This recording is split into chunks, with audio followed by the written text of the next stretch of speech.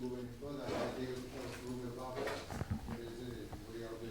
Great, thank you, Paul, and a very special thank you. I've known Paul and Linda for a number of years for they're a supporting member of this organization, and very, very happy and honored to be here. As is the Louisiana Department of Agriculture. Thank you, Commissioner Strain, for that. For those of you that are not a part of our group, just to give you a really brief introduction, the United Nations Economic Commission for Europe established an international public-private partnership center of excellence. That center of excellence is dedicated to the principles of people first public-private partnerships, which embody the 17 United Nations Sustainable Development Goals.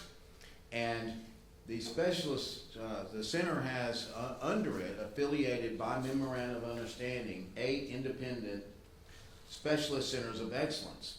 And I'm going to just go around the room and ask my group to introduce themselves in a moment. By the way, I'm holding a microphone because this event is being live streamed and recorded, and we will make that available to you, Commissioner Strain, to you, Paul and Linda, at any time, because we wanted this event to be recorded and honored, because this is the first ever of this type of event.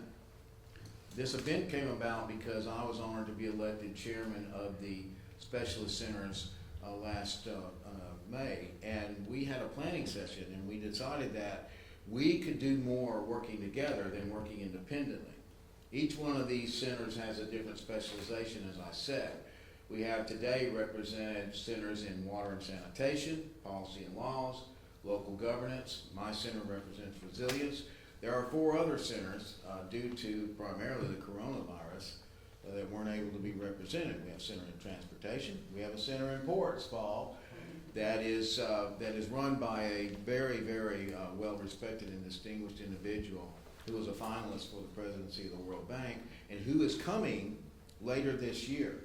So you'll have the opportunity to meet him, and he has tremendous experience and expertise, as do everyone here, But we also have represented a foremost public-private partnership expert in India, and the former Secretary of the Treasury of India, who is here, and a representative of the Economic Commission for Latin America and the Caribbean. So we have represented in these between these people, the centers and the economic commissions, 105 nations. And over half the world's population. So this event is something that we're doing. My center is trying to do for 2 reasons: to bring the centers together. This is a pilot project. If we're successful here, and I know already we will be, we are being successful, then this can be replicated anywhere in the world under any number of topics. The topic today is resilience. The second reason it was to honor Louisiana. We are the most resilient state in the nation, one of the most resilient places on earth, and I felt it was time that we were recognized for that. But also, resilience and economic prosperity go hand in hand. And as both of you know, I've been in that field for a long time. So it's a real honor and a pleasure to be here. With that, I'd like to pass the microphone, starting with my friend Mark Fillet from Paris. He feels like he's with his distant cousins being in Louisiana. And then, yes, his Cajun cousins. And then pass the microphone around to our guests, the people who are here with our contingency. That would be wonderful, and just introduce yourself. Also have a member of my executive board here, and I'm thrilled to have you here, John. So here we go. We'll start with the introductions. Well, thank you very much, David, for all what you're doing. It's really impressive. We have been working together for several years now, and you have been the most interested in one of the key issues in any project where the public is involved, which is how to make the best of the interest of the public, how to develop, how to promote resilience. I had the chance to have been before you the chair of this committee of Specialized Center Coordination Committee, and I'm most happy to be here because our role ourselves, myself, I'm a lawyer working for a long time on infrastructure projects of all kind, mining project, and very soon working on a public-private partnership, since public-private partnership can bring more to the people, can add infrastructure, can add good services, and the basic services, which is water, power, transportation, and of course ports, which are gateway for everything. So that has been my background, and as a result, I have been very interested to contribute to the development of what the UNICE is doing in this respect, which is to try to raise the level of understanding, of excellency, to share more so that the people might have more public service of quality, of resilience at their disposal. And that's why I've been contributing to the development of the International Center of Excellence in France, located in France, where we do specialize in aggregating the best of the practice in terms of law, regulation, policy, institutional setup, all geared up toward the potential of having better project, better PPP, since PPP doesn't have a good reputation everywhere. So that is our goal, and I'm very proud to be here, and thanks a lot. Thank you. Merci. Yes, good morning, everyone. I am Ricardo Sanchez. I'm originally from Argentina, but I live in Chile because our United Nations Economic Commissions for Latin America and the Caribbean is located there. My specialization is sports. Then for me, it's a very high honor to be here with you. My team is working on logistics and infrastructure, but at the UN ECLAC, we have a long history working on ports and inland waterways. Thank you.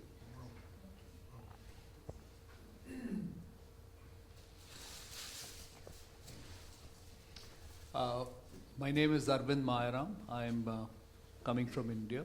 I was former Permanent Secretary of Treasury for Government of India and have been in the field of public-private partnerships for close to 25 years. Thank you. Good morning. My name is Satoshi Kato from Japan. With experience of working in the field of infrastructure PPP for around 15 years, I now work as a consultant at the United Nations for Economic Commission for Europe. Thank you very much. Desiree Creed, I'm logistics advisor for David's event, and also I'm an independent consultant in disaster response living in New Orleans. My name is John Spears. I'm with the Sustainable Design Group and the International Center for Sustainable Development. I'm new to this and have just joined the team. My expertise for the past 40-some years has been renewable energy and sustainable community development. And I've traveled around the world helping countries and economies develop a more renewable and sustainable infrastructure, primarily making that business case that it is good for economic development.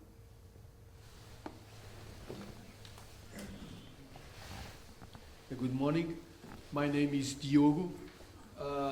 I am the head of the International Specialist Center of Excellence on PPPs on water and sanitation. I am also the president of the National Strategic Water and Sanitation Plan for Portugal, and the founder and the executive director of Defining Future Options, an advisory company. Good morning. Thank you very much for hosting us. I'm with the United Nations Economic Commission for Europe. My name is Jeffrey Hamilton. The last port I visited was Piraeus in Athens, and we had a room. This is much, much nicer because when we opened the window, there was a ship just beside the. So I could open the window and knock on the ship. So this is very nice and have a nice space here. Yeah. Thank you. Good morning, everybody. Dino Paternostro. Folks local friends know me as Legislink, but I'm very thrilled that I caught the dream of being affiliated now with the ISRC, one of the specialty centers out of New Orleans. So this is a great exchange. Thank you all for participating. My name is Bruce May. I'm the Chief Content Officer for the International Sustainable Resilience Center. I'm very proud to be a part of that and happy to be here. Thank you. Good morning. My name is Jenny Yu. I'm located in Switzerland, but my nationality is Chinese. I'm here to contribute myself to support Resilience Center, which is David running, for promoting people first. PPPs also for service or supporting communities and for UN SDGs. Thank you. Good morning, everyone. My name is Yu Namba. I'm from Japan. I work for University called Toyo University in Tokyo. We have this master's degree course for public-private partnership, and we don't do just the PPP in infrastructure development, but also in the city management, outsourcing, and broader aspects of PPP. Thank you very much for having us here. Thank you, everyone. Paul, again, I'm very honored and thankful to you for hosting our group this morning, and hopefully we'll have a great exchange. And this is a beginning. This is the beginning of developing relationships between these wonderful individuals and the people here that I know and love. So, again, it's a real honor. Thank you, Paul. Thank you, David. It's an honor for us to have you here. We have a truly international group. I think this is the most, Linda, we've never had so many people from so many different countries here at one time before, so this is a first for us as well. We're happy to have you. Now, what we're going to do next, I'm going to give you a short presentation on the Port of South Louisiana, and then our Commissioner of Agriculture will be our guest speaker. We're lucky to have him here today. And then we'll do a little question and answer afterwards, and answer any questions you may have. I'm going to stand here in the middle of the room. I think everybody can hear me better, and I can see the screen a little better. But, welcome to the Port of South Louisiana. As I said earlier,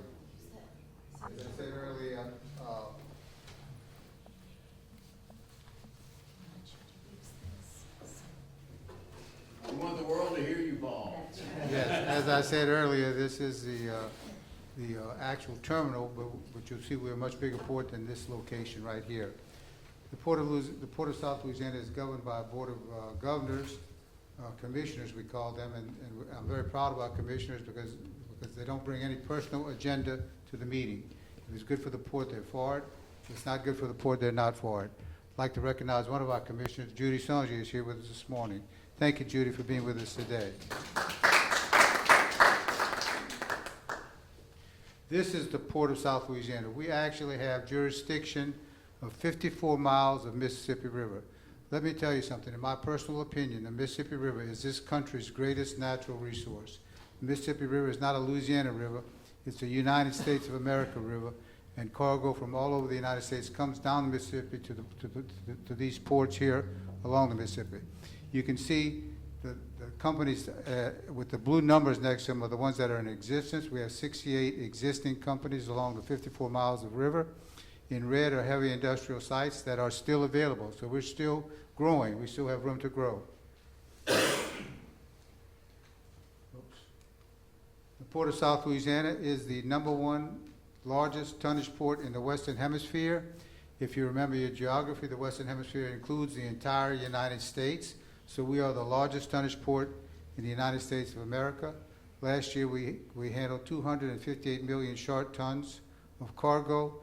That was accomplished by 3,945 ships calling upon the port and 54,921 barges called upon the port.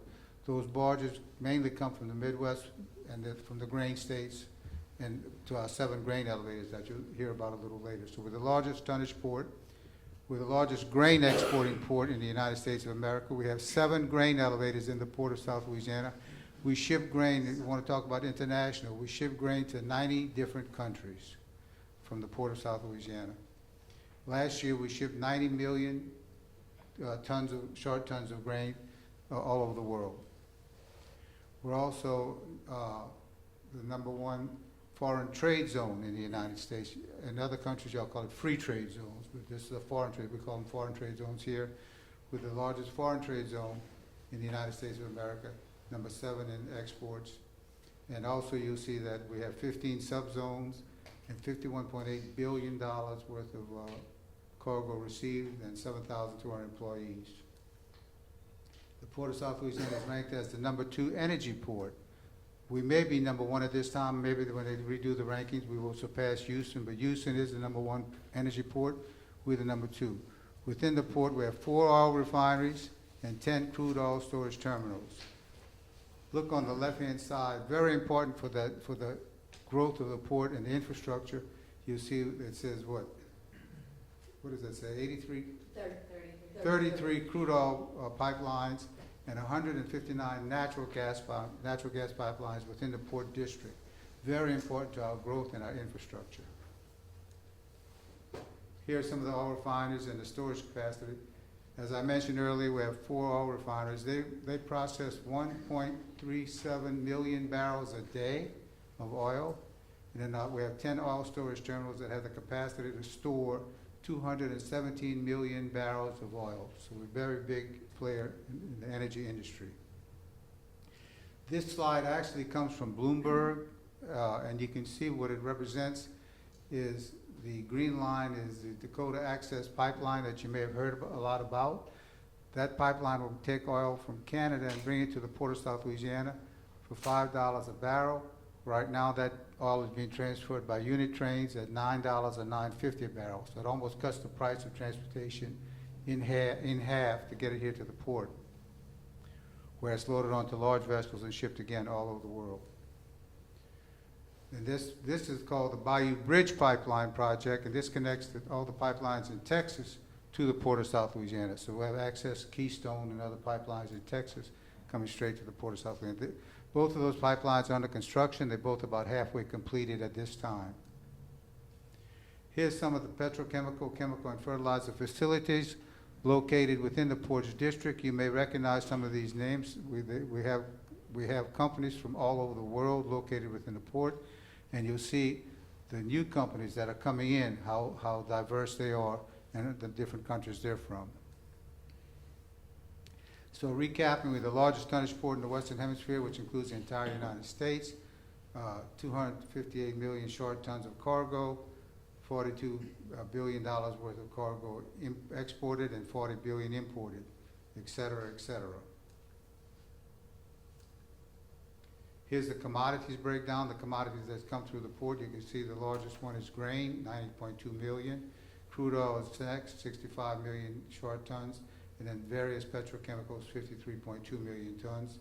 As I mentioned earlier, that was accomplished by 3,945 vessels calling upon the port, and 54,921 barges came to the port.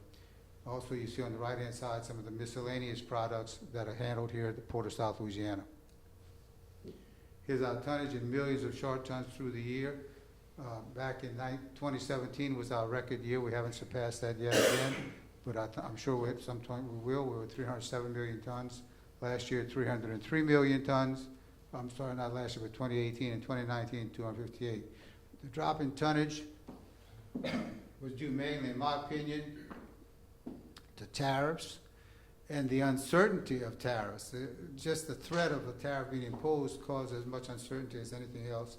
The tariffs, the uncertainty of the tariffs, and here we've been having 3 years in a row of high water in the Mississippi River, which causes a safety problem, and it slows down the entire operations. I can remember one of my grain elevators calling me, "Paul, I have a ship that's fully loaded, can't leave because it's daytime travel only. Have a ship at the mouth of the river, can't come in because daytime travel only." So they're losing money by ships staying at port instead of being on their way. And that's what the high river, the problem with the high river. Here's our top trading partners. You can see in exports, we export, top trading partner that we export to is Mexico, then Egypt, Colombia, Japan, and Netherlands. Our top imports countries are Jamaica, Brazil, Peru, and Russia, and the United Kingdom. People want to know, what do we import from Jamaica that makes it our top importing country? We have here in the Port of South Louisiana a company called Noranda, which makes aluminate. Aluminate is a fine white powder used to make aluminum.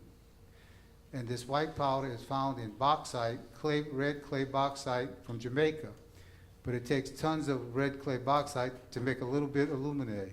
So there's a ship from Jamaica just about every day unloading this red clay bauxite in order to extract the aluminate.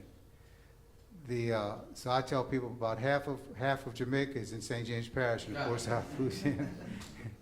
If you ever go to that Noranda company, you'll see mounds and mounds of red clay, because when they finish extracting the aluminate, they have to store the clay on site. So over the years, we have mountains. We don't have any mountains here, but we have mountains of red clay from Jamaica at the Port of South Louisiana. The Mississippi River and its tributaries, which we're so fortunate to have, puts us in contact with 26 million people in 31 states in the United States of America. So that's what's so very important for all those grain barges to get here, so that we can maintain our status as the largest grain exporter in the United States of America. Here's some properties that the Port of South Louisiana owns in addition to where we are today. You can see the ADM grain elevator, which is located right next door. Solar port across the river on St. Charles Parish. MPLX is a new oil storage terminal that was just built and completed by a company called Pin Oaks and then purchased by a subsidiary of Marathon Oil. KAPS is our airport. We own and operate a general aviation airport, which our corporate jet, all the corporations up and down the river love it because they can fly in their corporate jet, have a meeting at the plant site, and go back to headquarters the same day. Plains All America is another oil storage terminal which we own. Then we own 1,500 acres at the Port of South Louisiana in St. James Parish, the use of which is to be determined. Haven't decided how we're going to use it yet. Where we are today is sort of right in the middle of that 54 miles, and it's called the Globalplex Intermodal Terminal, and it's a 335-acre site, and about 315 people come to work here every day, either as working for our stevedoring firm, Associated Terminals, or some of the tenants in our warehouse that you see here. Maybe you'll have a chance to take a tour and see all the warehouses that we have here that are operated and released from the port by different companies. But total 315 people work here. We have a bulk cargo dock, a general cargo dock, a finger pier, that's the long white stretch. People say, what is that good for? Well, that gives us the capability of docking another ship on the riverside and bringing barges in on the land side, so we can go from ship to barge, or barge to ship. We have 716,000 square foot of covered space and 177 square foot, 1,000 square feet of open storage, and we still have available 130 acres to develop, which we're always in the process of doing. Our stevedoring firm is Associated Terminals. This is our airport, Port of South Louisiana Executive Regional Airport, 5,100 foot runway. We just built a new hangar that has 6,300 square feet. We just built 10 T hangars, or small hangars. As soon as they're completely leased out, we're going to build 10 more. So the airport is growing rapidly.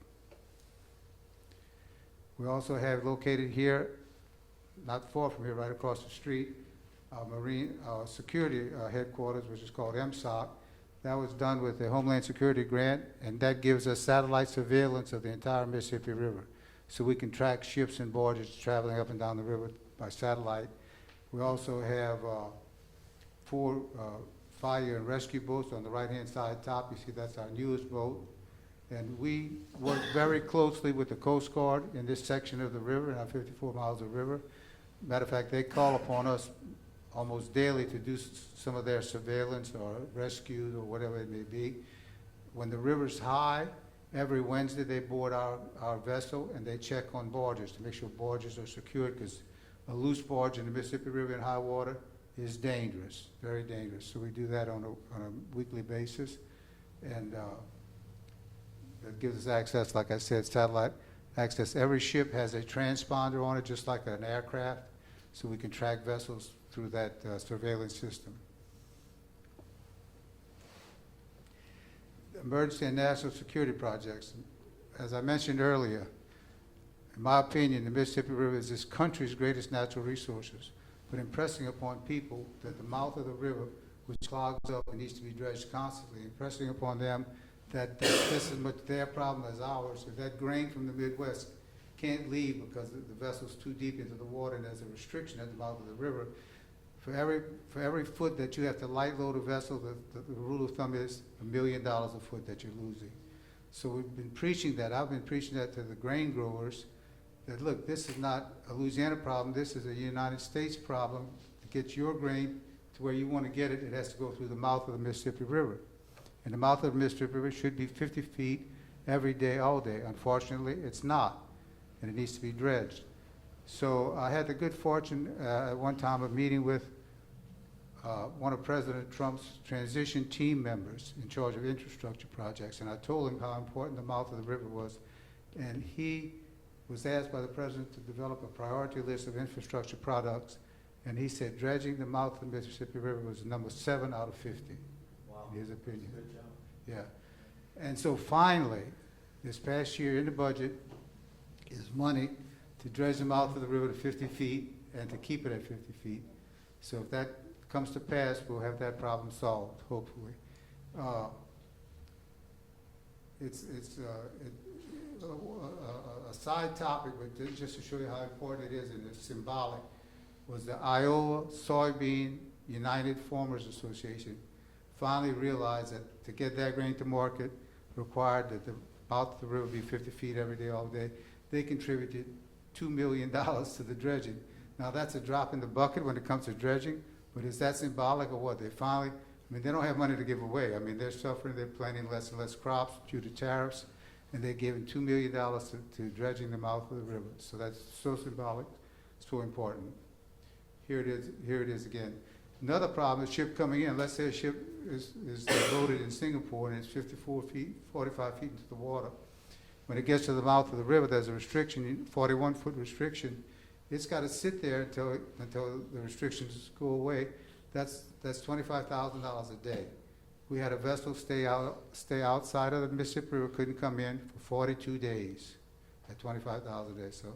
So until they dredge that river to 50 feet every day, we become less reliable and less competitive. And if we lose some of these grain purchases, it's hard to get them back. So that's what I keep telling them. Finally, I think we're going to have that problem solved soon. Economic impact of the Port of South Louisiana, Dr. Lawrence Scott, a professor at Louisiana State University, did this impact study for us. And that was back in 2015. It's probably even better now. But look at the number of people employed in the port industries here along the river. 30,000 people employed in our region on those 68 industries up and down the river. Some of the port benefits are industrial revenue bond financing. We can assist any company that moves into the Port of South Louisiana with bond financing, which may save them a point or two of interest as opposed to a regular commercial loan. We can sponsor the bond issue for them. We also, as I said, operate the largest foreign trade zone. We provide professional location assistance, and I just mentioned earlier maritime security and fire protection. We operate those 4 vessels 24/7.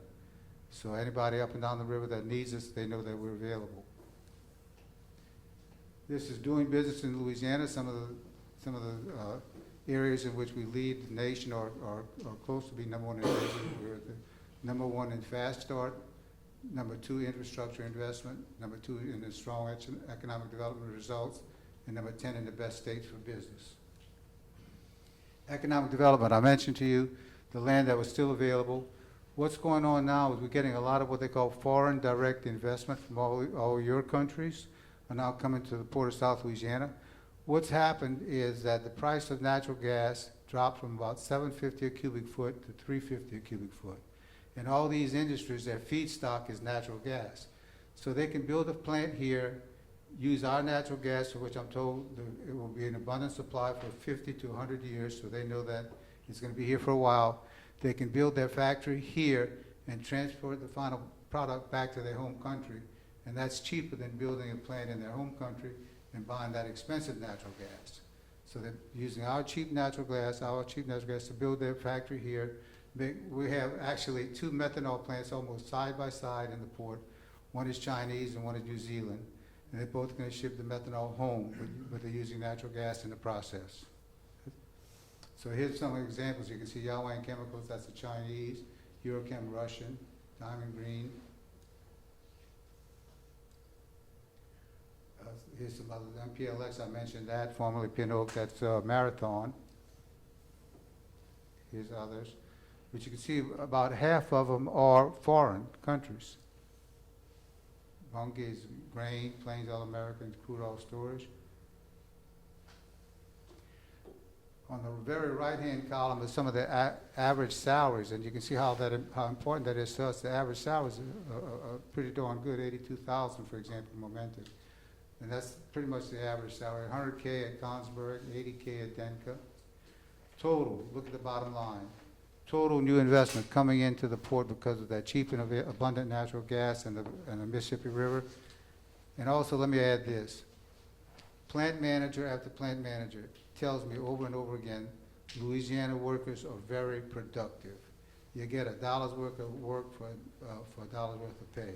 So they brag a lot about our productive workforce. That's the key to this also, this new investment. Productive workforce, natural gas, Mississippi River, and of course, having available land. We did a feasibility study. Believe it or not, we do not have a container port in that 54 miles of Mississippi River. So we did a study where we theoretically would take a container from Shanghai to Chicago, and if it came through the Port of South Louisiana, Port of Seattle, Port of Charleston, Port of Oakland, you can see the different costs and how much you'd save by bringing that container to the Port of South Louisiana and then sending it wherever its final destination is to Chicago by CN Railroad. So that study got around, and all of a sudden we had a lot of interest in building a container port, but they said we need a market study. So we did a market study, and the market study proved to be very attractive. So now we have several different companies exploring a container port in the Port of South Louisiana. I'd say within 2 years, we'll have a major container port of 500,000 containers or more. One thing that we're looking forward to, remember all those barges that brought the grain here? They're going back empty. We want to put containers on barges, and that will be the cheapest way to move a container in the world. The cheapest way. We can get those containers up to Chicago on barges. You can't beat that with a train or a truck. Let's see, what was that one we said? Oh, that's our consultants. We have a great group of consultants. Ox Initiative, General Creer helps us with our Corps Engineer projects. I have a meeting with him tomorrow.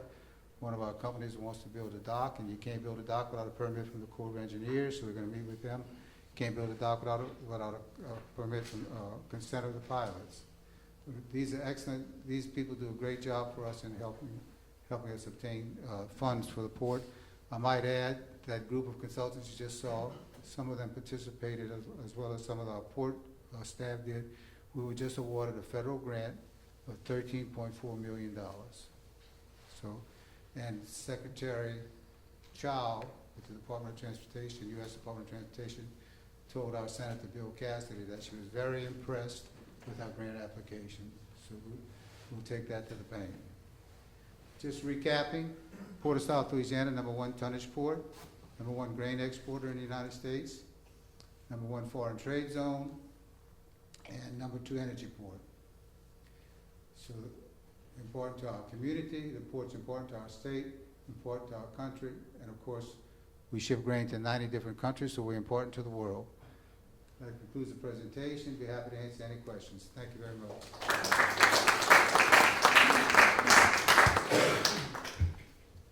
Any questions?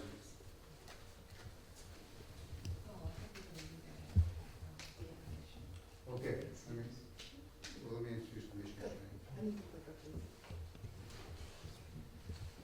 Okay, now it's my pleasure to introduce our guest speaker, who, let me tell you something, we're lucky to have him. He's an excellent speaker, and he's an excellent commissioner of agriculture, so we're very fortunate to have and you're gonna see why I say that when you hear him speak.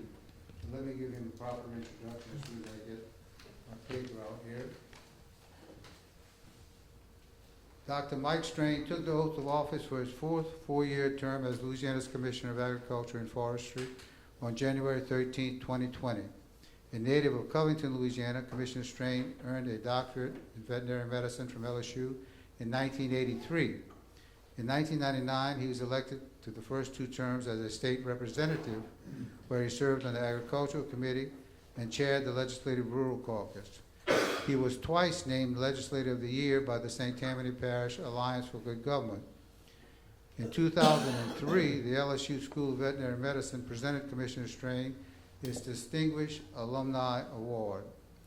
He was awarded the Future Farmers of America's highest national honor, the Honorary American degree, in August of 2019, and he was inducted into the LSU Alumni Association Hall of Distinction in May of 2010. Commissioner Strain was named Conservationist of the Year in January 2012. In January 2013, he was named Veterinarian of the Year by the Louisiana Veterinary Medical Association. He previously served terms as president of the Southern United States Trade Association and the Southern Association of State Departments of Agriculture and the National Association of State Departments of Agriculture. He holds a commission from the U.S. Food and Drug Administration and serves on the Board of Trustees of the Council for the Agricultural Science and Technology. Commissioner Strain is married to Dr. Susan Searcy Strain of Hot Springs, Arkansas, and they have two adult children. Please join me in welcoming Commissioner Mike Strain. Thank you. We're so very happy to have you. Thank you, Paul. Thank you, everyone. Judge, good morning. It's good to see everybody. Now, Dino, I think you're seated at the farthest part in the back, right? Yes, so sir. that means any hard questions, you get to answer them, right? That's rules of the day. Got your back. You got me, you right? And with me today, Ms. Veronica Musgrove. She's my public information officer. A lot of things are going on. A lot of things. We've talked, you've heard a little bit, and some of the key points. Resiliency, right? Well, I can tell you here in South Louisiana, we have learned a great deal about resiliency. If you take the events since Hurricane Katrina, right? And the number of storms, plus the flooding on the river, climate change, all of these things, we've really worked on that, and it's not just a mantra. It's how we plan and move things forward. Sustainability. We know, and if you look around you, you see these magnificent farms, right? Sustainability. If we are going to feed the growing world population, and it's got to be done in an environmentally positive way, what sustainability means for us is that every year our farms become more productive. We have a smaller environmental footprint. Some of the discussions we have, and yesterday I was with the Deputy Secretary Sensky of the USDA and Secretary Perdue last week, is how agriculture can be the major component in reduction of greenhouse gases. Now you think about that. How do we do that? Well, it's pretty simple. We keep something growing in the ground all the time, sequestering carbon. Also looking at how we deal with any residue, because if we start looking at anything that's putting sulfur into the air, right? Or anything that's putting any other quote noxious gas into the air. Public-private partnerships. You're not going to find a better example of public-private partnerships than the ports. Trade increases the wealth of a nation. All nations. And the way the ports, here, you looked at that mighty Mississippi River, right? The greatest artery of America, the greatest artery for commerce in the world. The United States of America owns the water, right? It is what we call a water of the U.S. The state, we own the land on the side. The ports are a political subdivision of the state. Now, the good part about that is that we can go to one of my favorite places, right? This is our beautiful state capital, and that's the tomb of Huey Long. If you ever have a chance and want to study a colorful character, it's Huey Long, right? It's Huey P. He was only governor for a short period of time, actually. Yes, but that's where he is. And so at night, when you're in that capital and you hear things banging around, guess what? Huey's up, right? But if you look at the public-private partnership, and we talk about working to get capital outlay and all those other things. You know, so when we have a project, we always have projects. I love projects, right?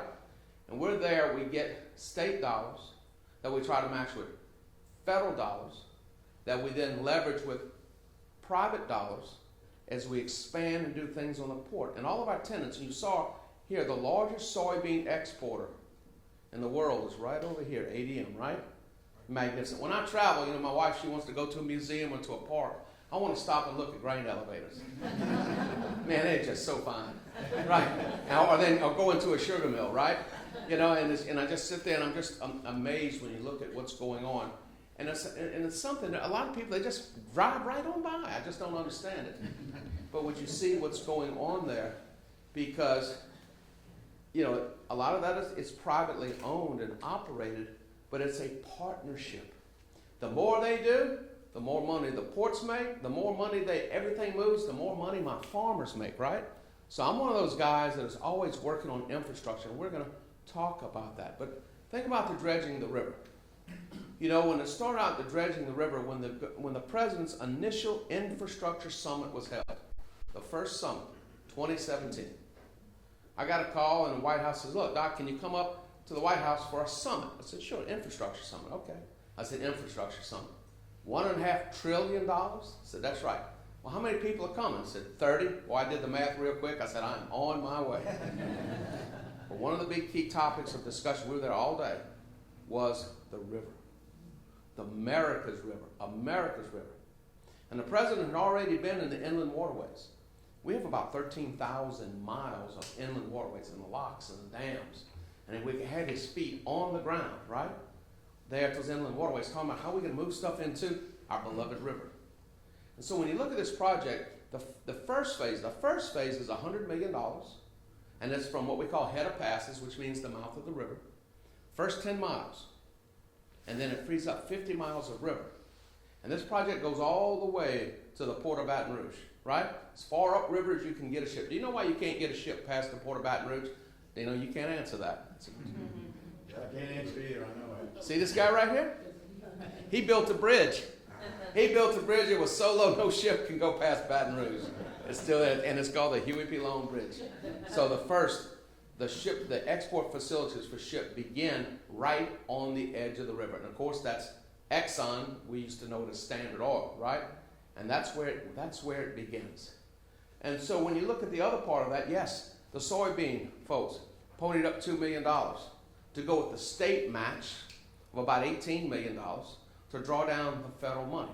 So all of this is a state and federal match. The whole project's over $250 million. This is phase one. And we are going to bring the river to a depth of 50 feet. That's a big deal. Phase two is 55 feet, right? But what does that mean for us? What is that one project? What does that really mean? Right now, 60% of the grain that's exported from the United States comes down the river. Within 5 years, it's going to be over 70%. We're going to extend our reach into America another 250 miles throughout the entire basin. That is huge. But what does that really mean? The more grain we export, the better the price for my farmers. How do you rebuild and how do you hold an economy together? It's all about economics. And so I throw this up here, and of course, this is the House. I served in the House of Representatives. My desk was right back here. And so this is where the money is, right? Here in D.C. Now we got a whole new bunch. We got 46 new House members, right? How you say, we got to do a little bit of education, right? So that they understand the value of the investment and the dollar in these public-private partnerships. Because what are we doing? We are leveraging money. And what I like to do is say, okay, look, if I can get this much private money and this much federal money, how much can the state kick in on this project? Because the project benefits everyone. Remember, anything we do here benefits everyone in America and the rest of the world. And so this is our beloved House Chamber. Now, of course, this whole Capitol was built by Huey, right? Finished in 1935, and I can tell you, we are very proud of it. It is magnificent. This is the Senate, 19 out of 39 new members. Now, Judge, your son and I served together. I was a House member, a lowly House member. your son was a senator, right? We love to pick on the senators, right? Senate president. Senate president, that's exactly right, Senate president, which is a big deal. Senate president is one of the most powerful men in the state, and he stands right up there. I'm normally over here trying to talk to all these members. If y'all ever come to the legislature, when they meet, I'm there. And they go into session on Monday, right? So we're there, but we are immersed with them, part of the conversation. And it's not necessarily about talking to them about a bill. It's about having that long-term relationship, as Dino used to lobby me, especially on healthcare issues. I did 2 tours of the House. But it's about being immersed with the policymakers so that they understand what we are doing and why. It's not a single conversation. It is a long journey. And we talk about the man in the arena, and you truly understand that. It's not the critic who counts, but the man who points out how the strong man stumbles, or where the doer of deeds could not have done them better. It belongs to the man. That means man and woman, so this was written a long time ago. It was actually in the arena, whose face is marred by dust, sweat, and blood, who strives valiantly, who errs and comes up short again and again, because there is no effort without error and shortcoming. And so when we look at this, and we talk about the things, the person who strives to know to do the deeds, knows the great enthusiasms, the great devotion, who spends himself for the worthy cause. We have to be engaged. But we also have to understand that our policymakers are just like us, right? Sometimes things, have any of y'all ever served in a legislative position? You ever vote against your own bill? It's terrible, right? I've never voted down my own bill, but I have voted against my own amendments, at a time when you realize they were terrible. This was everybody thinks goes on here all the time, right? Mardi Gras. But we keep a very vibrant attitude, very positive. And we like to live here, and we have lots of holidays and festivals, right? Mardi Gras is a big one, right? Starts my favorite time of the year, Lent. Why? So wait, you're supposed to give up stuff for Lent. So no, that's when all the seafood gets really, really, really good. And so you talk about Louisiana's food groups, right? Y'all know about the food pyramids, but our food groups, right? Yeah, that's our crawfish etouffee, our raw oysters. We got a little bit of etouffee with some beautiful, beautiful rice. And of course, this is actually a soft shell crab po' boys, right? And let me tell you something, we have the finest in the world. We don't, yes, Dino? Commissioner, they had some of that up there 2 days ago in the Bayou region. Oh, yeah. Oh, yeah. Oh, yeah. Look, I was giving a speech one day, and I'm sitting next to an old Irish priest, and he was from Ireland. So I'm getting ready to give up and give a talk. He said, "Son, did you go to catechism?" I said, "I did." That's where they teach us Catholic boys and girls about the rules, right? He said, "Do you remember that part about forgiveness of sin?" I said, "Yes." He said, "Well, tell me what it said." I said, "Okay." I said, "Those sins that are forgiven are forgiven." He said, "That's right." I said, "Did you remember the rest of it?" "What else was there?" "Those that are retained are retained." I said, "Well, what's that got to do with giving a speech?" He said, "When you finish talking, we have crawfish etouffee. Bear that in mind. You talk too long, right? You can spend more time in purgatory." He meant it too. And of course, this is one of our specialties, the char-broiled oyster, right? Drago Satanovich. Drago's. It was Mr. Drago Satanovich, Tommy's, who still has wrestling, his daddy, devised this. I have tried and tried and tried to master his recipe. I still got to go to Drago's for the best. And of course, seafood. And if you think about what's going on with seafood, think about this. There'll be more protein produced from seafood in the world this year from aquaculture than all the beef in the world combined. Yes, sir. I'm going to ask you to add something to your slide. Yes, sir. Crystal house helps made right here at Port of South. Yes. I need to have a picture of Crystal. So which one of you brought it to Cuba with us? Who brought the cases of Crystal? Right? When we went to Cuba. Yes. I need to add that. So one of the things that we do export here, and it's almost like exporting our culture or our flavorings, our food, our seasoning, and it's part of our heart and soul. But one of the things when you talk about sustainable growth in economics,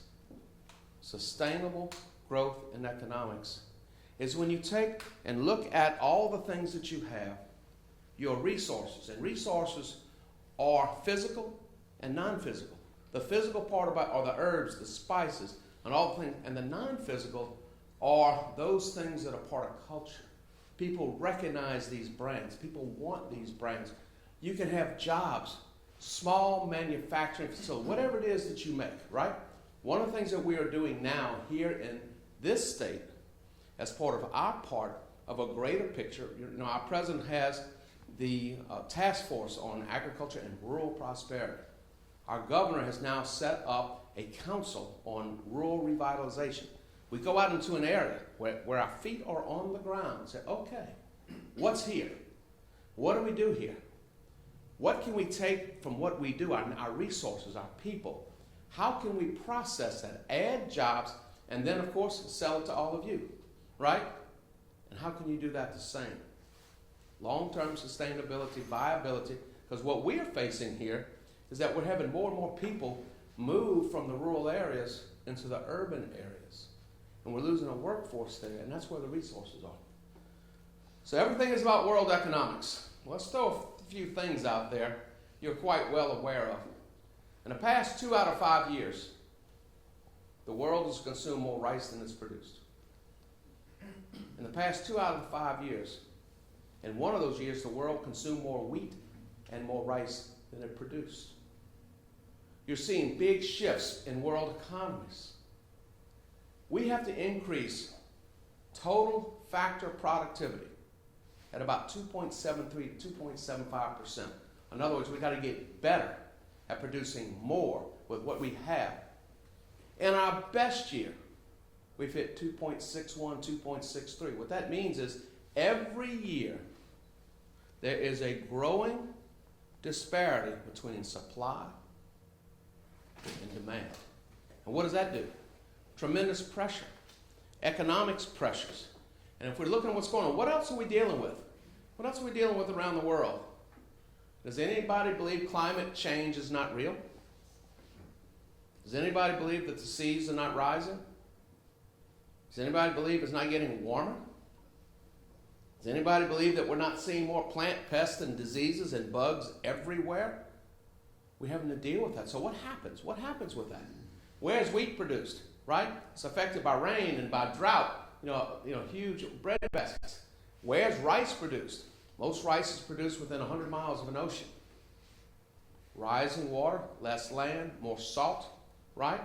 So you talk about what we're trying to talk about: resiliency, sustainability, increased productivity. How do we do that? We have to do that collectively. And we know different numbers are thrown out there, but we believe that by 2050 there'll be between 9 and 9.2 billion. The UN has been trimming those numbers. You notice that? It was 9.2, now they lean more towards 9.1 or 9, right? By 2050, in the European Union, they're expecting 1% less people. Supply, demand, resources. And what are the long-term effects of climate change? I know it concerns us because we're right by the Gulf, right? We don't want to be islands protected by our levees.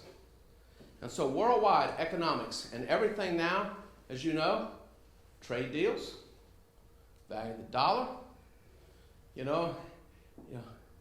men and women sitting at tables, working on these issues, right? And this is when it really gets good, right? After they've had a few value-added corn products or rice products or potato products, whatever you want to call them, right? And they can start relaxing, then start really talking about how do we deal with this? How do we deal with this? Well, we're all about trade. It's one of my favorite ships. That's a cafeteria ship, right? I mean, that's where you go to the buffet because you can load many different things. Trade increases the wealth of a nation. 1 in 3 acres of America's production is sold offshore. 1 in 3 acres of our total production. Total. Now, what do you think is one of the hard concepts that we're trying to have the American people to understand? If you ask the American public, get into a room full of people, how many of you think that by selling 1 in 3 acres abroad, does that raise our cost of food or lower it in America? You say, well, it raises it. No, it lowers it. Agriculture is big business. Look at the equipment. Look at a cotton picker. An American cotton picker starts off, when you know how when you buy something, you got the base price, then what you really pay for it, right? They start off at $875,000, a cotton picker. A nice cane harvester, about $400,000. You see that guy in a cane field with a harvester and his 2 tractors and the tenders, that's $1 million worth of equipment. It is big business. But these are our beautiful cafeteria ships. And these are the ones, it's about $1 million a foot, you know, for us when we load these. And for every ship that comes into our harbors, every ship that comes in, it's like $1 million falls off that ship. That's what comes into the area per ship. Why are we dredging? We want more ships, bigger ships, faster turnaround, 24-hour a day movement. It's another one of my favorite ships. These are wet ships, right? Now look, I'm an old country boy. I'm a veterinarian. I had no idea what a wet ship was till I got here. But this is what petrochemicals, right? What do we have all up and down the river system? Chemical plants. Why do we have chemical plants? Real simple. We have the natural resources. Oil, gas, water, access, right? And these move a variety of products. What are one of our goals? To have as much value added to that as possible. These are going to be the new big kids on the block. Now this is a small one. These are LNG, right? We believe we have over a 300-year supply. We know a 50 to 100-year supply of LNG, natural gas. I love natural gas. You know, you can always tell when a farmer, right, has a gas well or an oil well on his farm. How can you tell? They got the finest new tractors and the best pickup trucks you ever did see, right? You know what farmers do when they make money? We spend every penny of it. I call these Walmart ships. They carry stuff, right? Stuff. But, one of the reasons we've got to, you know, this thing is 55 feet below the water line. It's 55 or more feet up here, right? These babies are 1,200 feet long, almost 300 feet wide. Look how many containers on there. And what's it about? It is the cost per CEU. That's a big deal. So for us, you know, trade is both ways. But the good thing about these things is a number of things. One, they bring a lot of products that we buy. There are also, when you box stuff, so when we buy something from China, it's in a cardboard box. Where's the paper come from? Louisiana, right? We have big paper mills, trees, right? Also, when we go to ship these back, right? And we have a tremendous potential to send back containers loaded. One of the things we're working on is that where we can have our farmers or our small businesses directly load those containers with whatever they have and send it to an end user. And you're going to see more of that up and down the river. It will never replace bulk cargo, but it is another avenue for specialty. Someone who wants to have a very special purple and gold rice organically grown and go to another person. Now, 1 or 2 containers, right? You're not going to get that on a bulk ship, right? You're not going to load it at a big elevator, but you can load it in a container. They put bladders in there. So this is our beloved Mississippi River Basin. 31 states, parts of Canada. The wealth of America is brought right down to here, right? You want to know why this is the largest tonnage port system in the hemisphere?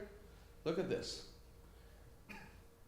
12,000 miles of navigable inland waterways, moving the wealth of America. Remember, 1 in 3 acres of America's production of grain is exported. 60% of that comes here. These projects we're working on is going to increase our outreach and bring more product.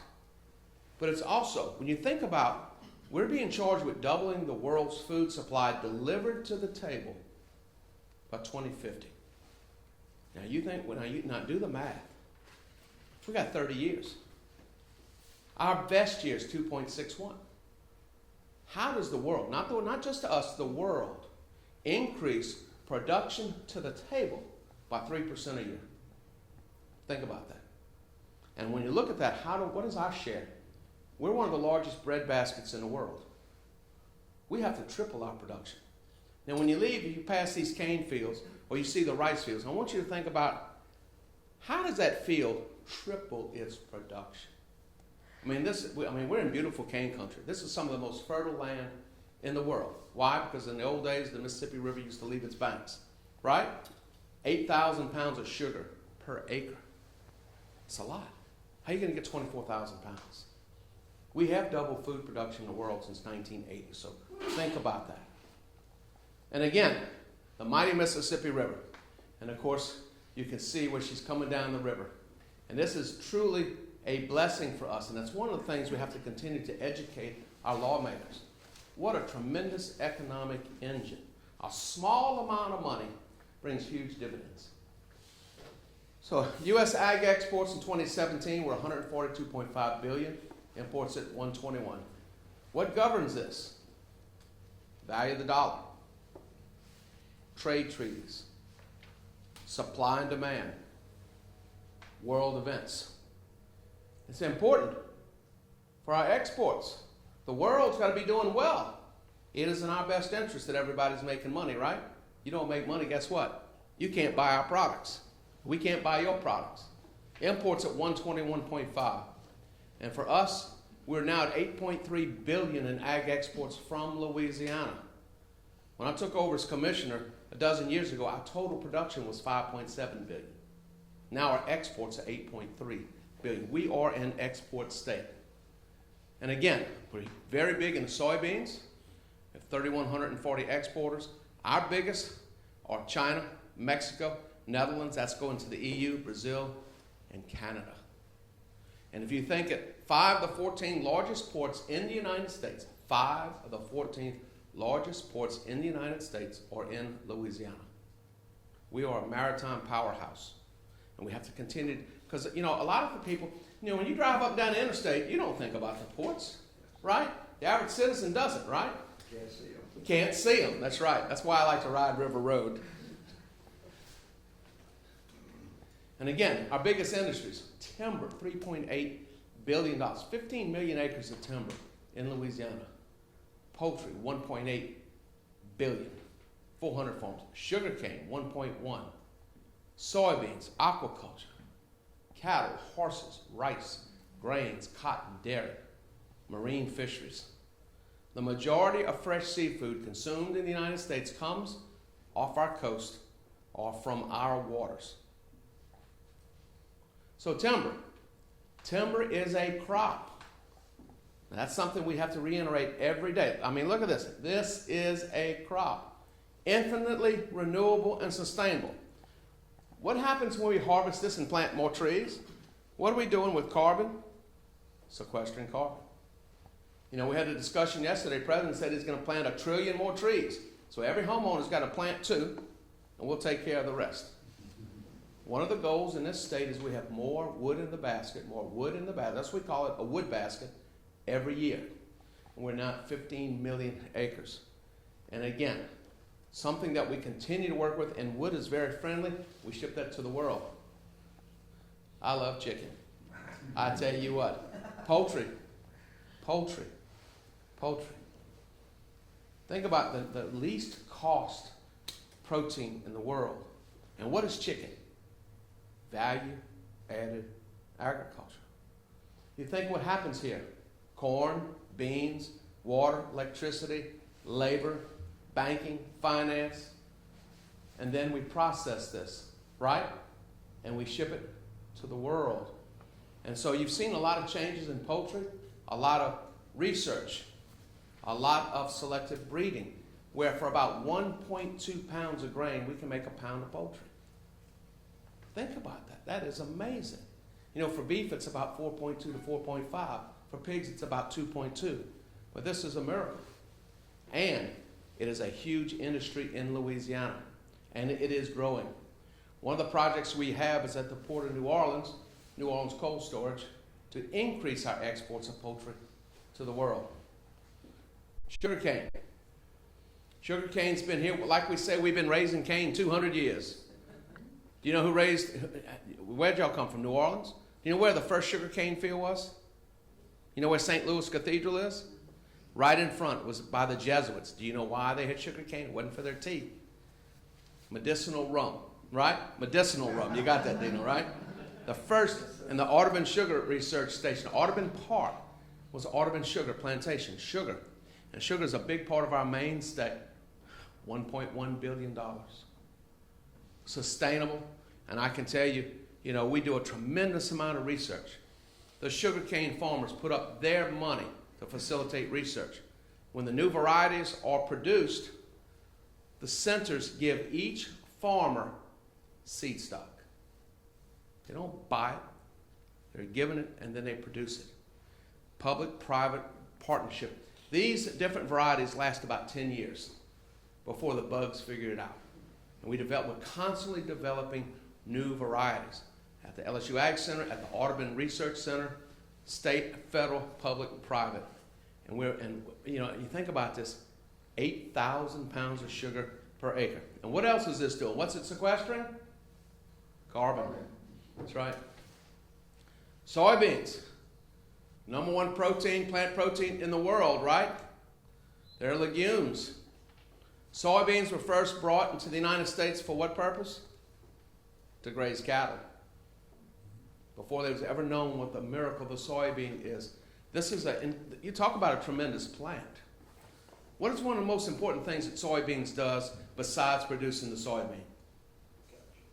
Captures carbon and puts nitrogen in the ground. Long-term, sustainable nitrogen in the ground. What is another way we can combat greenhouse gases? We don't want to see anything naked. No naked soil. We want to see something in the ground. As soon as you harvest one crop, you're planting something else. But what does that do? We don't talk about dirt. That's not dirt. Dirt is dead. This is soil. That root system, that constant living thing, is better able to sequester water, hold water, slow off runoff, stop the leaching, right? Puts the necessary elements into the earth. A lot of times when we cut cane here, we'll plant soybeans right on top. Cane's a 5-year crop. And why? Because what's the soybeans doing? They're holding the soil together. They're keeping the soil healthier, and it's putting endogenous nitrogen from the air into the soil. And nitrogen is necessary. So it's a wonderful, wonderful plant, soybeans. And I think you're going to see a lot more growth of soybeans in the world. Because why? The world's getting hungrier. Things are changing. People want high quality, better diets. Rice. We talk about the world began because of a single grain of wheat, actually. The future of the world depends on a grain, does it not? You can say a grain of wheat, but we mean all grains. Civilization as we know it depends on our ability to produce these products. We're a very big rice state. All right, another trivia question. Dino, you can answer if you got this one. Right? When did we start growing rice in Louisiana? And why? I'm a city boy. I know that. After the Civil War, rice began in the Carolinas. There was a ship going from Madagascar, actually headed to Europe, that ran into trouble and put in South Carolina. And after it was refitted, the captain left a couple of pounds of this seed there in the Carolinas. They created Carolina Gold. Civil War came, disrupted all of the rice economy. We had brought farmers down. Dr. Dalrymple from LSU had went to Iowa, brought a number of German farmers down, right? They were going to raise wheat around Lake Charles. Guess what didn't grow well in Lake Charles? Wheat. But they found this other thing that had been in the Carolinas and began a huge rice industry. Number one starch consumed in the world. There's a lot of research here, and I think you're going to see more and more rice trying to be produced around the world to feed this growing world population. Cattle, we're a big cattle industry. Great thing about cattle, now you hear a lot of things. Oh my gosh, we shouldn't have herbivores, right? Because of the different products that they let loose. That's a nice way to say. I'm a veterinarian, I could say other things, but the fact is, herbivores built this earth, right? You think about it, and they can take grass, convert it to dense protein. And of course, we're a big cattle state, and of course, a lot of it like these are pets. Feed grain and corn, what a miracle. What a miracle. You know, genetics. Corn originated here in the Americas, right? Thousands of years, selective breeding. And if you look at this, now, our corn here in the United States, about 163 bushels per acre average. How are we going to get to 450? How are we going to get this to 450 bushels? Right? CRISPR technology, gene editing. We have taller plants, more ears, deeper roots, the ability to conserve water. All of these things we have to work on to increase production to feed this world. And of course, our favorite, crawfish, right? That's a $200 million a year industry. You think about usability of land. Think about what our rice farmers are doing. When they get ready to harvest rice, they sell seats on their combine for people that look for this elusive yellow rail. It's a bird. So they will sell seats. They have 2 harvests of rice, right? The paddy, the first, and then the ratoon. Then we come back and we raise crawfish in the rice fields, right? You actually put in crawfish, gravid crawfish, and 1 gravid crawfish will end up about a sack of crawfish. We harvest the crawfish. Then what we do, we lease the rice fields for duck blinds. They got it going on, right? What else does rice fields do? We take in cloudy surface water, use all of the nutrients, and release clean water. This is an industry that has just grown and grown and grown. When I was a kid, we would go crawfish and we would take nets and go out in the swamps and we'd catch a few crawfish. They never looked like this, right? But this is $200 million a year and it is growing. Now it's a staple in our culture. So why do we like Lent so much? It's the beginning of the crawfish season. Cotton. You know, when you think about Louisiana, most people think about, quote, King Cotton, sugar and rice, but cotton. Cotton acres always vary depending on world economics, the amount of cotton that's in storage and use in China. China's the largest consumer of cotton. Also, the relative cost for inputs, and of course, the relative value of other crops. But we have about, really, probably this year, about 225,000 acres coming online of cotton. It's a natural fiber. Natural fiber. One of the things we're doing here in Louisiana, we have 2 facilities. We have the plant in Vidalia that is now making denim. Public-private partnership. USDA loan. I love USDA loans, right? A little bit of state money from economic development.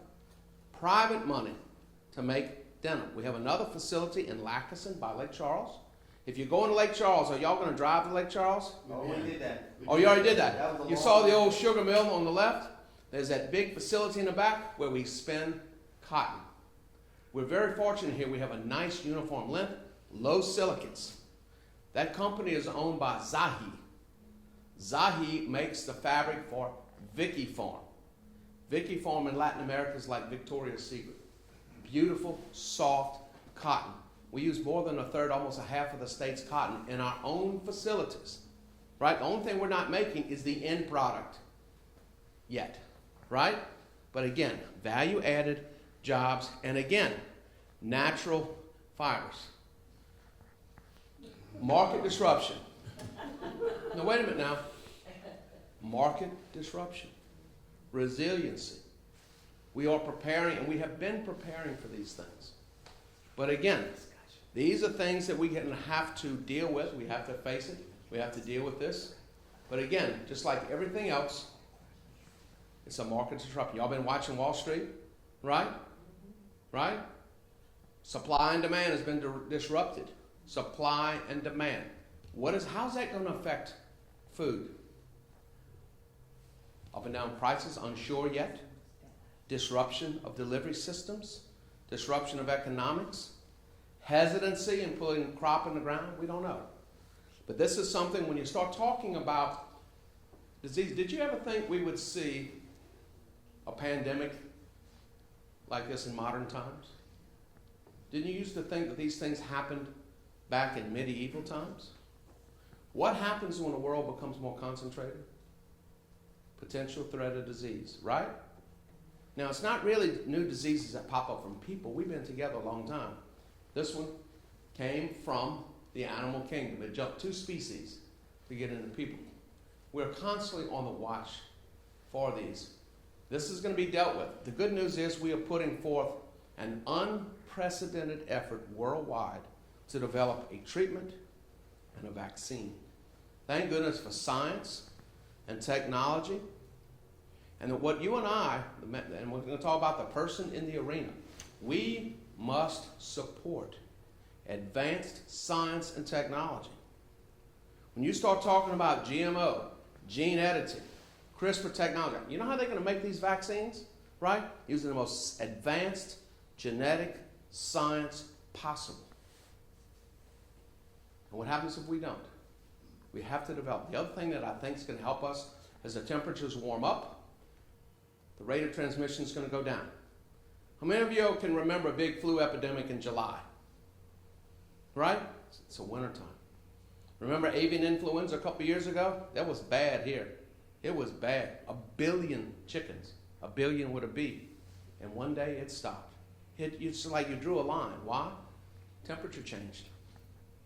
So we're thinking we're going to get a handle on this, but in the meantime, we're going to develop vaccines. But it's part of overall resiliency, supply and demand. And our job to protect the human population, so we have to be prepared for this. One of the things we've been doing on the veterinary side is developing a very large vaccine bank with precursor vaccines for foot and mouth disease, African swine fever, avian influenza. And I think they're going to start doing this with some of these potential human disease. So a lot of things go on there at the White House, and of course, a lot of discussions and a lot of process.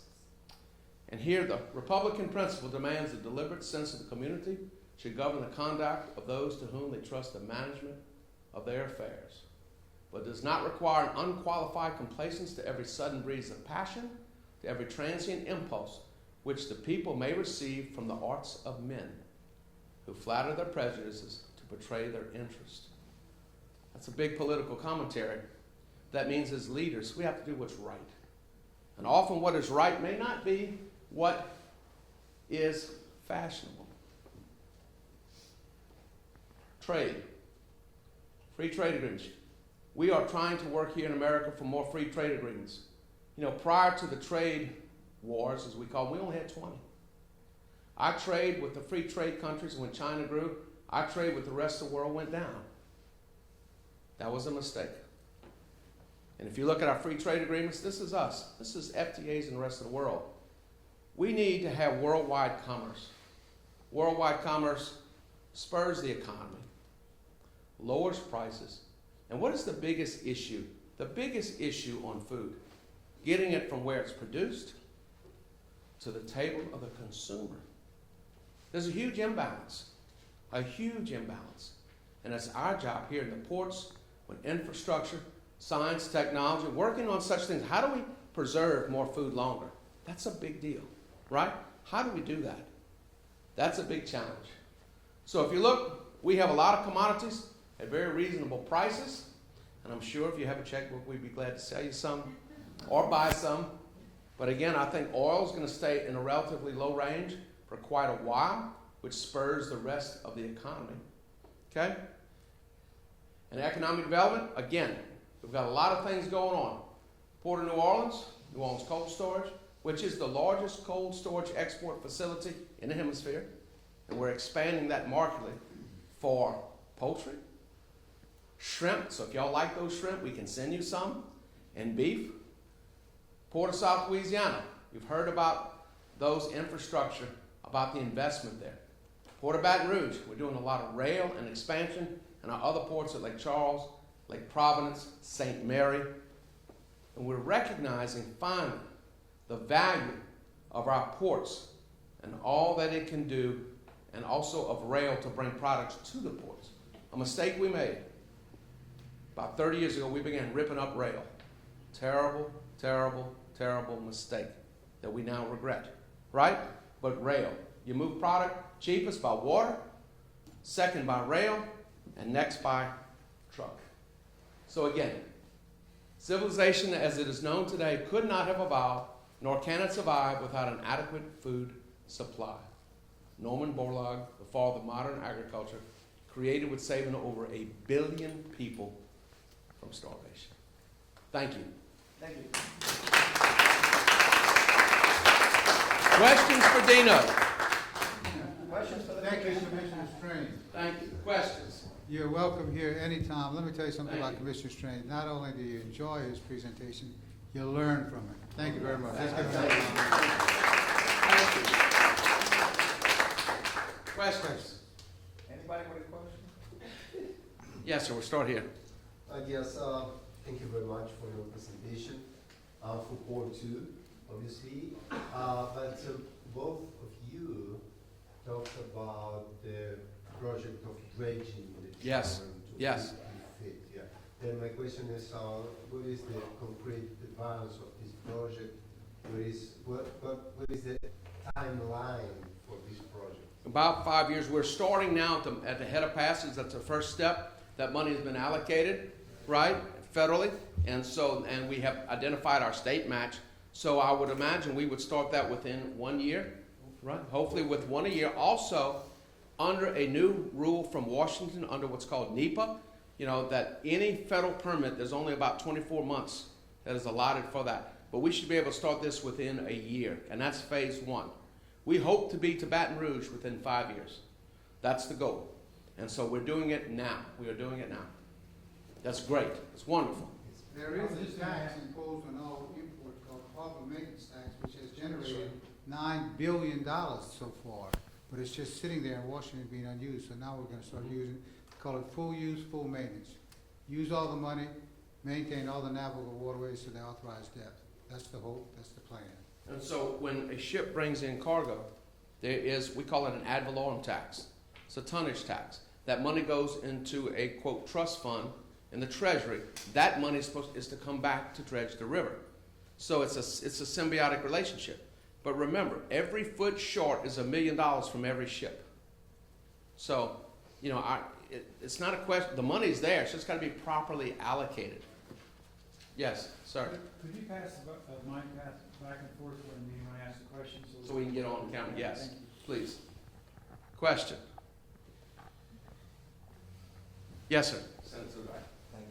Thank you. Thank you very much. Very briefly, I didn't want to take the floor, and I'm sorry I was a little bit drowsy. We've been having a long travel, and that. Dino's killing us. Sorry, not to I worry. want to get their money's worth.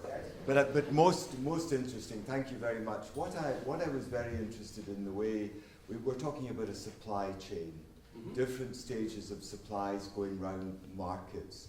One of the issues we have in Europe is food waste. Yes. You briefly mentioned Yes. about this. Is this a concern, and is there any action that's being done to take this through, to find solutions? Yes, and a big discussion on food waste. We believe approximately 30% of all food produced never gets to the consumer. And we're talking about whether from the field all the way through. It is a huge concern. So one, better infrastructure. So we can get it from the field, right? Or from wherever it is severed as quickly as possible into that chain. The second part is to develop, look within that plant. Look, for instance, tomatoes, right?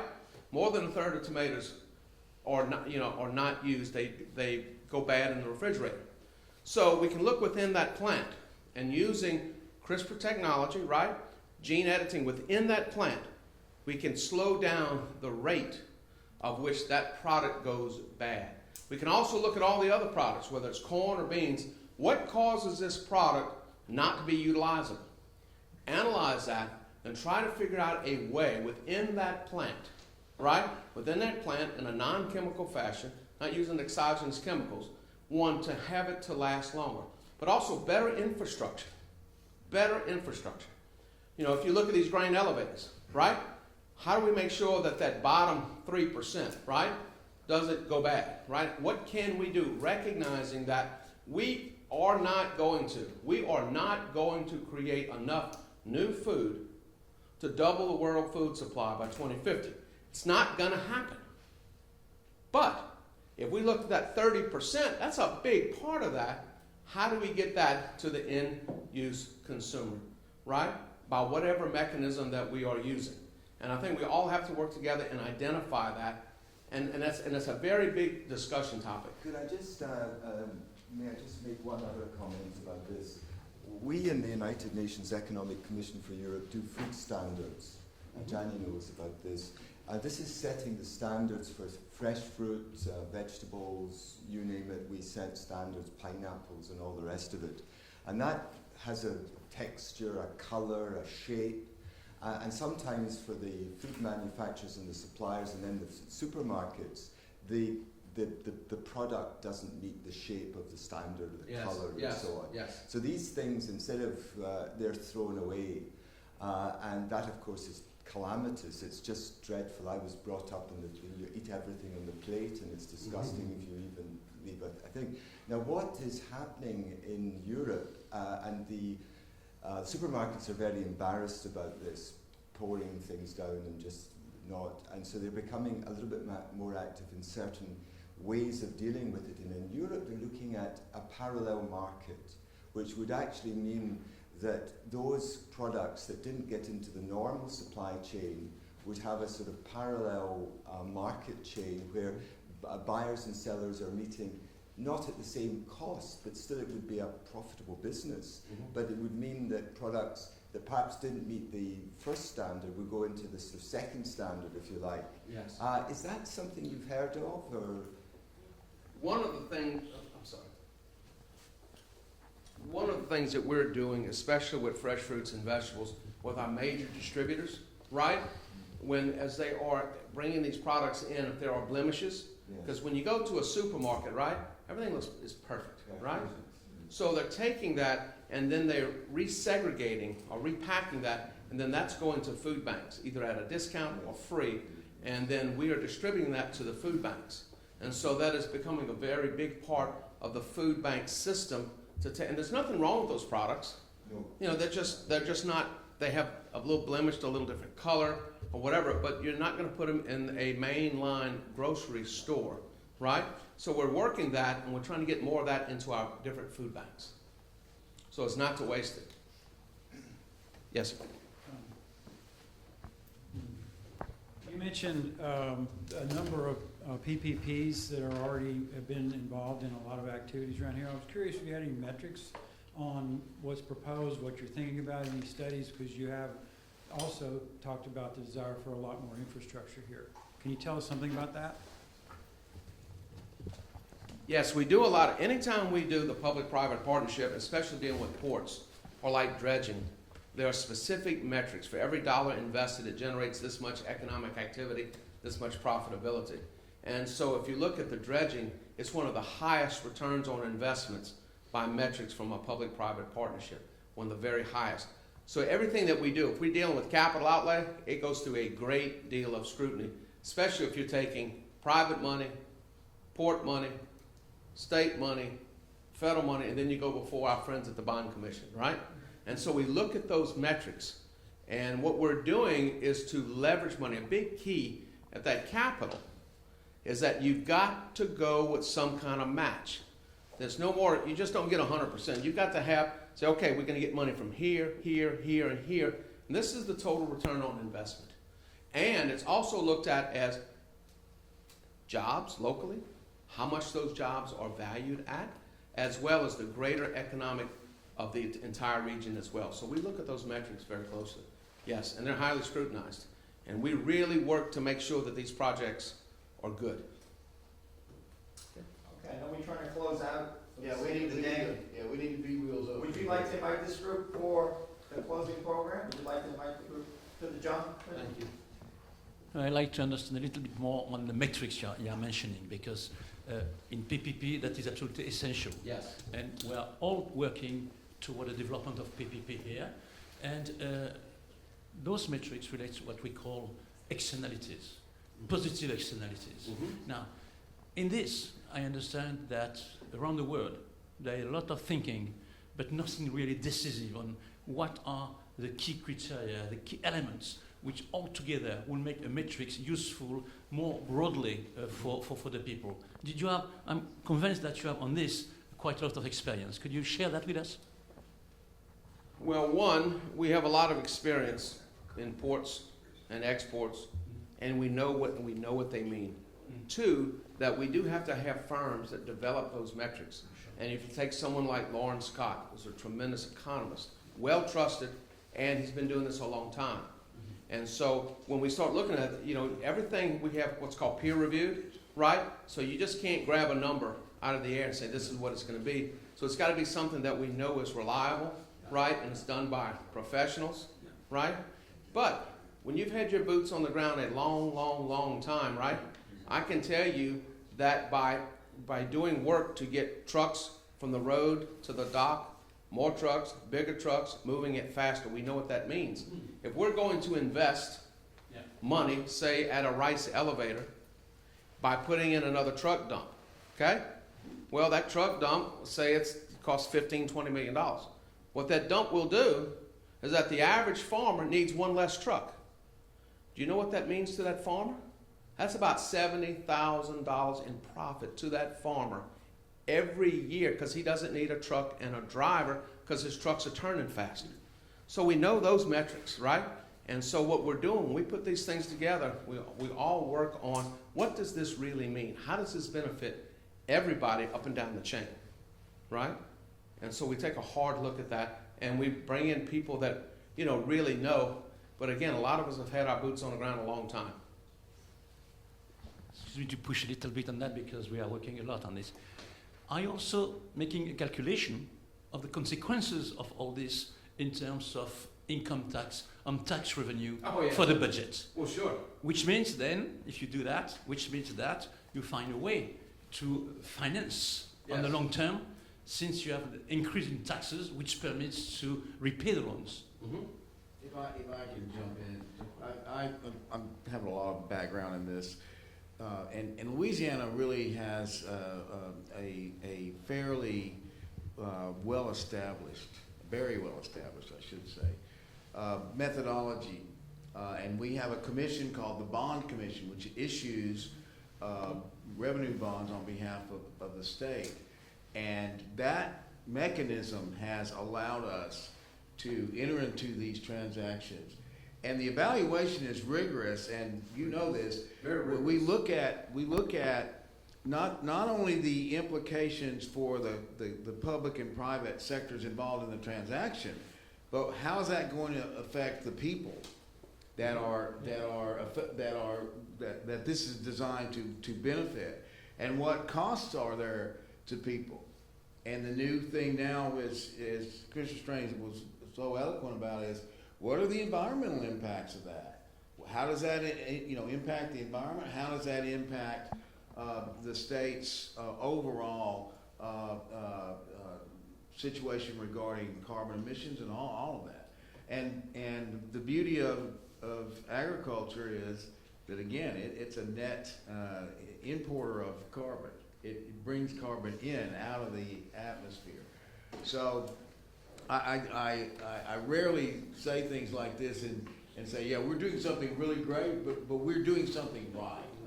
And it's actually something that could be developed as a best practice.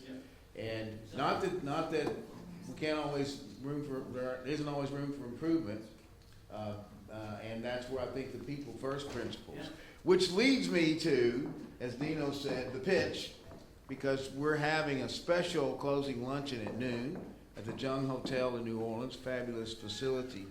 And we would love for all of you to come because Mark Flay, our policy and law specialist, is going to present the principles of People First Public-Private Partnerships in depth and talk about how those can be applied to the types of things we're doing in Louisiana.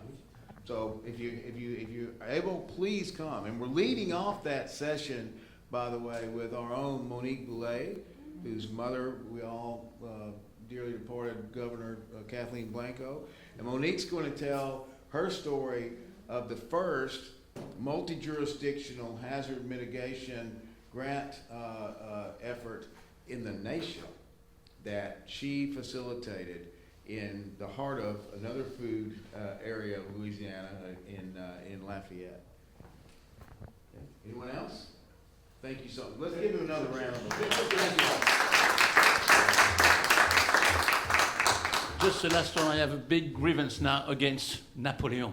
Why did he sold Louisiana?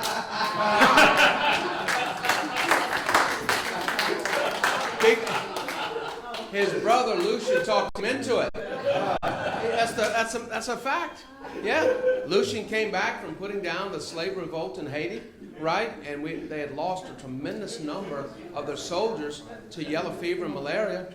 And when he left, when he went back to France and Napoleon, we don't need that place. It's terrible, right? You need to sell it, and he did. Mr. Paul wants to close out, and Miss Alice would like us to do a group photo right here before we get to the. But we are all dedicated to, we're affiliated through a memorandum of understanding. We're all independent organizations, but we have an affiliation with the United Nations through those memorandum. And we are all committed as a part of that to further the United Nations 17 Sustainable Development Goals. And we, working with the center, we have drafted a document of guiding principles for what we call people first public-private partnerships. And that is including and putting forward transparency, inclusion, equity, and resilience is one of the guiding principles. Today's luncheon is going to be multifaceted, and that was by design. This is our grand finale with one exception that I'll tell you in a moment. Beginning on Monday, we have been to New Orleans. We've had consultants